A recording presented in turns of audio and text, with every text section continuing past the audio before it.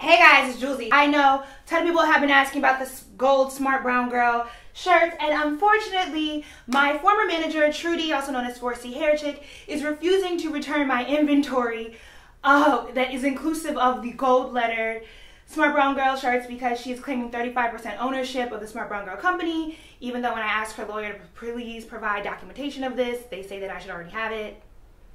So I have to take her to court, and I'm going to Seattle in June because I filed a claim against her because she's refusing to return over 417 of my Smart Brown Girl branded merchandise.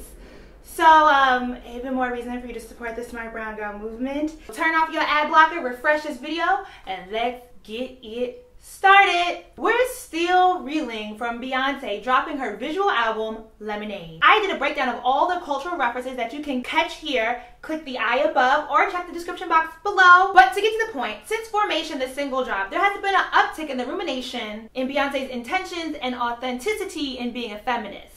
And since Lemonade dropped, whether or not she's really supporting black womanhood, or is she just doing this for the coin? Then last week, Bell Hooks, the grandmother OG of black feminism, released her review of Lemonade. Bell Hooks is an acclaimed black feminist who focuses on the intersectionality of race, capitalism, and gender. To be honest, I'm not much of a fan of Bell Hooks since she referenced Janet Jackson's character on Good Times to the hypersexualized sapphire motif. But my feminism looks more like that of Joe Morgan's When Chicken Heads Come Home to Roost. Another great book to read. Regardless, I still do believe that Bell Hooks is a very necessary read for any and every black woman, as it will help solidify your own personal beliefs even if they are in direct opposition to those of Bell Hooks. I have to give it to her. Bell Hooks offers the beauty of provocative thought. Now, while Bell Hooks has laid the foundation for black feminism, she's also called Beyonce a terrorist. Yes, there's context to discuss around her claim, but for brevity, the takeaway is that Hooks to Beyonce is like Cornell to Obama. The old who squint their eyes and turn up their nose as they forget how different their revolution looked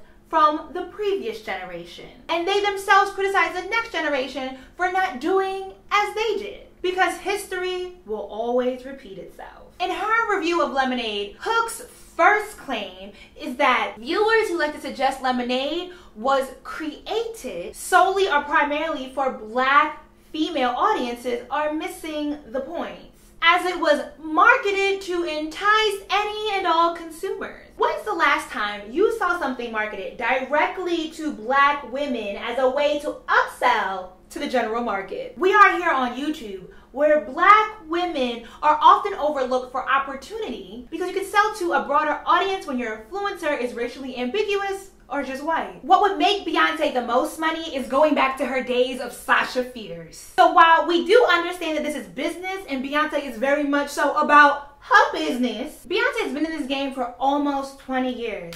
And what does every artist who has longevity do? Especially black women artists? They evolve into their womanhood, revealing more of themselves. Hello, Diana Ross. Oh, hey, Janet. Happy birthday. Whitney, girl.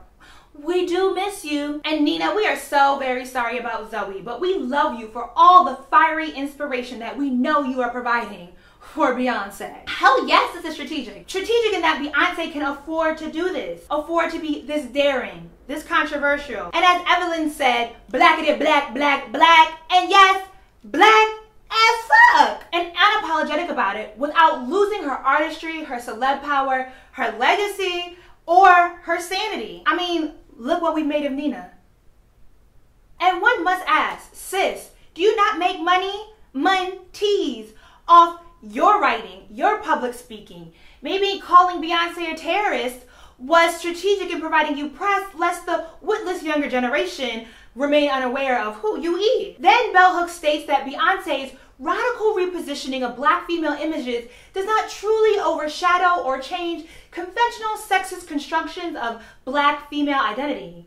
This is after she details that Lemonade offers viewers a visual extravaganza, a display of black female bodies that transgresses all boundaries, that portraits of ordinary every black day women are spotlighted, poised as though they are royalty. Lemonade shifts the gaze of white mainstream culture. But when Sis Eve bit that crisp pink lady apple, has anything man produced been all things immediately dismantling a system. Has Hooks, for all her laying of this great foundation, been able to entirely shift the premise of feminism, erasing the erasure of women of color, pressed upon white women that feminism cannot exist without intersectionality? Beyonce is sexualized along with her acts of emotional violence, a celebration of rage, even though the father in the song Daddy Lessons gives her a rightful warning about men she does not shoot her man. Sheesh,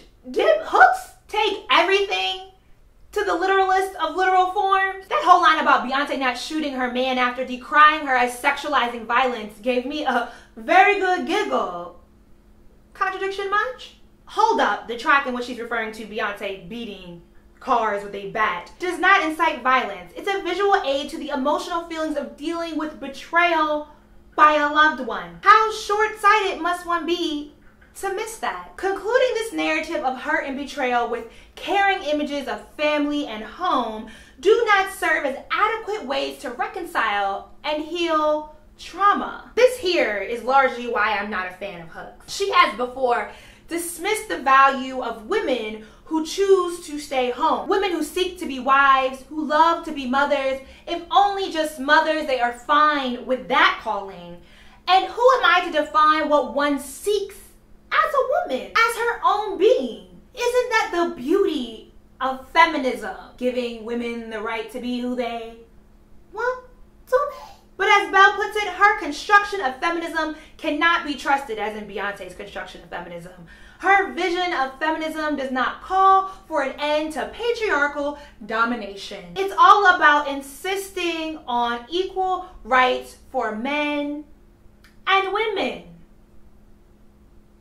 If we're to end patriarchal domination, what do we end up with? Is it not like a rotating equal rights thing going on here? And that we're all respected human beings? And quite frankly, very little in Lemonade was about celebrating any man.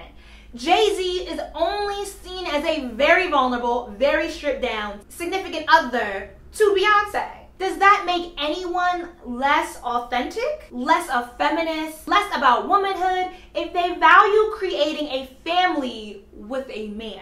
Hooks is absolutely right in stating that men must do the work of inner and outer transformation if emotional violence against Black females is to end. So how does she miss the message of Beyonce's husband being invested in her and their family, intimate, loving relationship? Can we really trust the caring images of Jay-Z which conclude this narrative? I mean, that is far too easy of a dismissal. We are not less of a feminist for loving another, for having said love betrayed, for going through the emotions and finding that love or a new love again. That we can move beyond that moment where we feel less than. That we should never be invisible. We should find pride in our vulnerability, and we should understand that each woman is unique. Through our love, our rage, our pain, our triumph, our freedom, we are each very different and deserving of celebration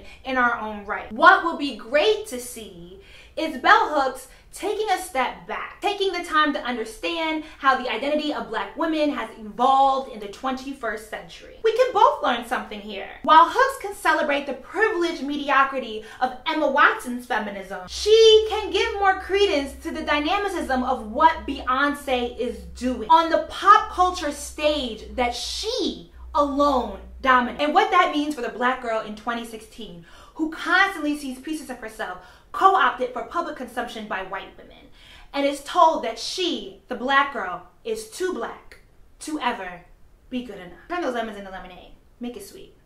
Have a sip. It can be quite refreshing. Do you want to see more Smart Brown Girl content like this? Support by becoming a Smart Brown Girl patron today or checking out any of the Smart Brown Girl merchandise that's listed in the description box below. Thank you, Smart Brown Girls. Stay awesome.